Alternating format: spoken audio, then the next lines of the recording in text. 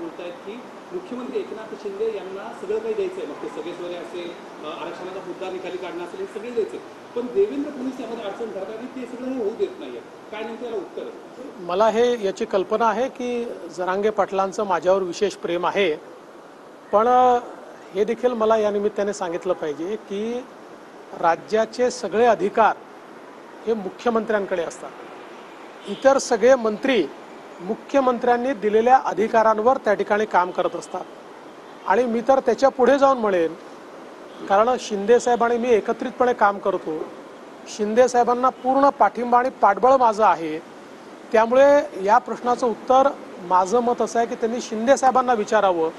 आणि मुख्यमंत्री एकनाथराव शिंदेजींनी जर असं म्हटलं की मराठा आरक्षणाकरता कुठलाही निर्णय घ्यायचा त्यांनी प्रयत्न केला आणि तो प्रयत्न मी थांबवला, तर त्या क्षणी माझ्या पदाचाही राजीनामा देईल आणि राजकारणातून देखील निवृत्त होईल.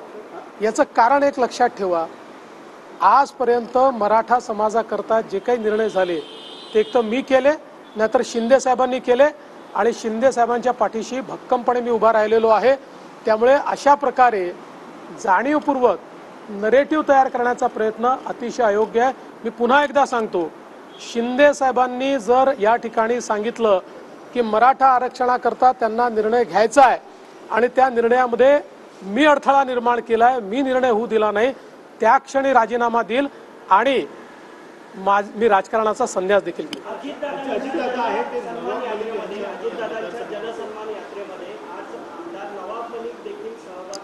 या संदर्भातली माझी भूमिका यापूर्वीच मी स्पष्ट केलेली आहे. असं म्हणतंय की भाजपला जर राक्षसी महत्वाकांक्षा असेल तर युती तोडावी, तुम्ही तुमचं लढा आणि आमचं. मी पुन्हा एकदा सांगतो, असं वारंवार रामदासभाई टोकाचं बोलतात, त्यांनी आमची मनं देखील दुखावली जातात. शेवटी आम्ही माणसं आहोत, 50 गोष्टी आम्हाला देखील त्याच्या उत्तरादाखल बोलता येतील. जे मोठे नेते आहेत त्यांनी काहीतरी त्या ठिकाणी मला असं वाटतं पथ्य पाळलं पाहिजे. वारंवार भारतीय जनता पक्षाला असं बोलणं मला असं वाटतं हे आम्हाला मान्य नाही, आणि या संदर्भात मी स्वतः शिंदे साहेबांशी बोलतो.